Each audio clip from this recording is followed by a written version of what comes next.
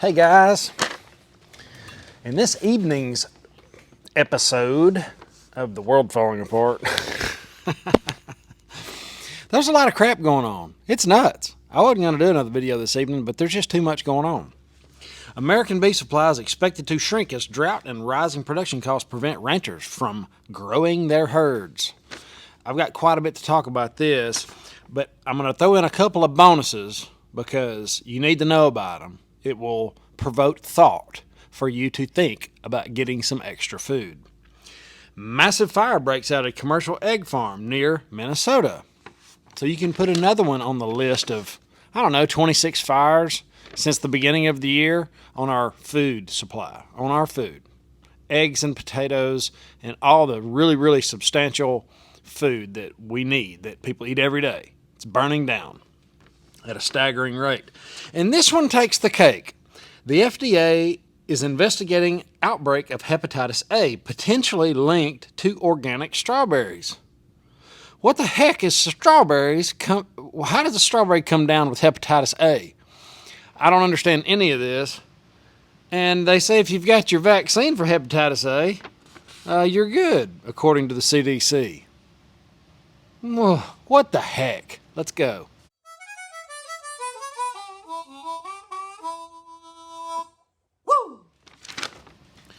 All right, beef prices are likely to continue rising as U.S.-based cattle ranchers continue to shrink the size of their herds. Where's my hammer?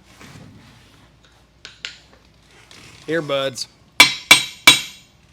Likely to shrink the size of their herds. The prices are likely to go up, and they're going to shrink the size of their herds.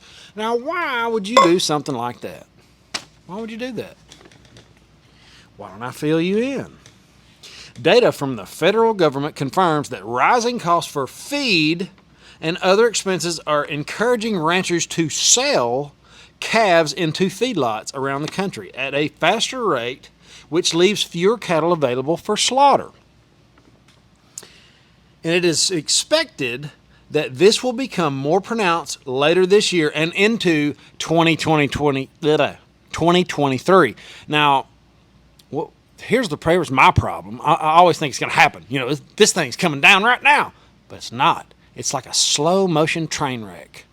It's like, I had no idea how slow things were. But I'm learning. So it feels like it's going to be this year. And it probably will be. At the end of the summer, it'll be noticeably different. But next year, it's going to be wildly different. Okay, so people are selling their calves into feedlots right now, quick, fast, in a hurry. Well, I just got word from a subscriber that's buying his first gold and silver at a discounted price because when everything goes down, everything goes down. Go back and see what happened in 2008 to the gold and silver price. Just go look at it and tell me what you think. But he was doing that, and he said he was taking his lean beef to the slaughterhouse right now because he didn't want to have to feed them. It's the same story here. People are wising up, and they're scaling out, just like I'm scaling out of rental properties. I don't want to hold very many rental properties when food is taking up 40% of a man's paycheck. So the smart people are watching and noticing, and they're bracing for impact. They're taking action. And if you take anything away from this, remember I told you to take action. Do something towards your goal for your family. This is about beef. You can freeze beef for a long, long time. And if I hadn't said it, I always forget to say it. Hit the like button, subscribe, and ring the bell if you like this kind of information. It helps this video. It helps it get out to the other like-minded people. So you hitting the like kind of verifies the information to the other people that are going to get it. And the kindest thing you can do is share the video. Thank you so much. So throughout the western U.S., have decimated grazing pastures, which cause cattle farmers to spend more money on supplemental feed, which presents another major problem for the beef industry. By 2023, beef production is expected to decline by 7%. And the cattle prices are expected to increase to record highs. These increased costs and shrinking supply. So you've got shrinking supply, the whole supply and demand thing, and complicated with the high price of feed. Another subscriber was saying we've only got about 8 weeks left worth of wheat. And I know the people that grow our cows, I process one a year, usually 1.5. They're calves. And, I keep them frozen. We have cookouts. I give them to family. It's just, and you can do it. Well, the last time I did it, it was under $5 per pound. That's for the hamburger, the ribeyes, the everything. You can build a relationship with a farmer right now and have that, hey, I bought from you last year. Let's do it again. Well, and he'll be honest with you. Most farmers are good people. Just like mine were. They said, hey, we're going to get you a cow this year, and next year we're going to do our best, but it might be different.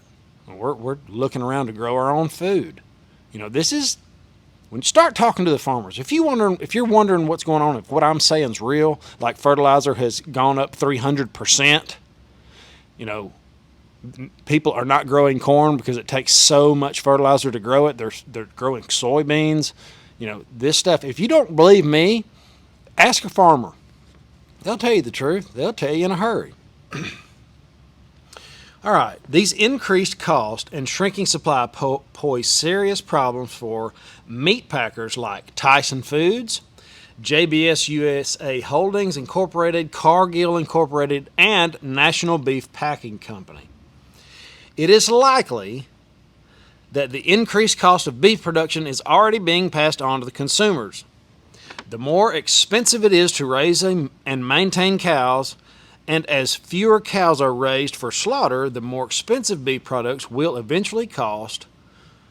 Ground beef and chicken prices have already reached all-time highs. So, now the story jumps. This will be on my Financial Fitness Telegram 318. So, Financial Fitness 318. That's the name on the Telegram. If you don't have Telegram, it's good. Usually before I talk about it, I put the stories over there and you can have it. You'll know when I talk about it, it's there. It'll also be in the description. But, well, I hope. Sometimes that gets left out. That's why I put it on the Telegram. All right, the Jean Alderson, a fourth-generation rancher. She's saying the same thing I've heard from other ranchers.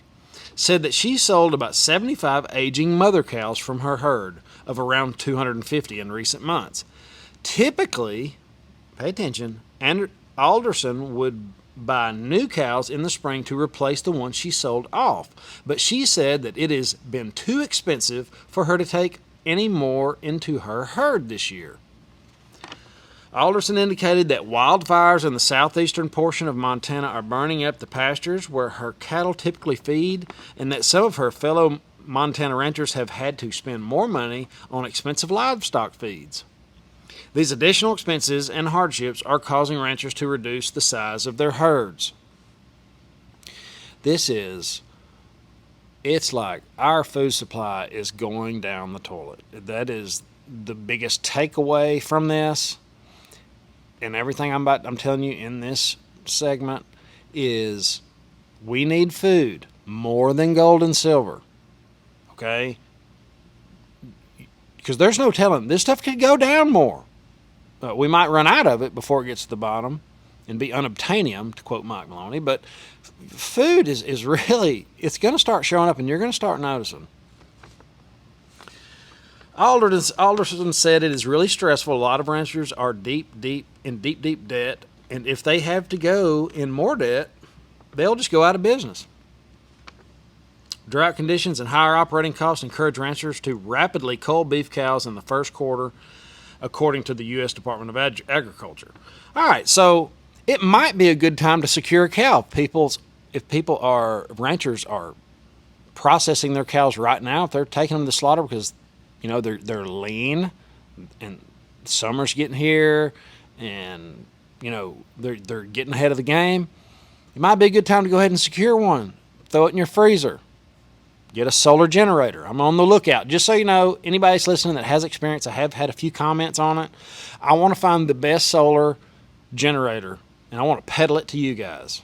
I want an affiliate link with the best one. If I got to try or buy 3 or 4 of them and try them out, that's what I'll do. But kind of send me in the right directions. I have not had any solar experience. I got one on my gate. That's all the experience I have, and it works great. So I would like to get into more solar stuff because I would like solar to be able to run my refrigerators and freezers. Because I got a lot of meat in freezers, and, you know, that's a lot of money to go bad. So be thinking about that if you're going to do it. Okay, the massive fire breakouts in commercial egg farm. There's not much to say about this. It's unclear how many chickens were killed in the fire. The sheriff says there were estimates 200,000 chickens inside the building when the fire broke out. The investigation into the fire is ongoing. Deputies say it doesn't appear to be any criminal activity. Horsman Farms website shows it specializes in egg production, selling 3 million eggs per day. So that's a pretty good lick to the supply chain of food. Now, the FDA investigates outbreak of hepatitis A, potentially linked to organic strawberries. I don't understand this. Somebody straighten me out in the comments because I don't get it. The Fresh Campo and HEB branded fresh organic strawberries were sold at several retailers nationwide, including Aldi, HEB, Kroger, Safeway, Sprouts Farmers Market, Trader Joe's, Walmart, Wise Markets, and Winco Foods. So they were sold a lot of places. The affected strawberries were purchased from March 5 through April 25th. It is past shelf life, but a lot of people freeze strawberries. Let's see. The hepatitis A is a vaccine-preventable liver infection, according to the CDC. It is contagious.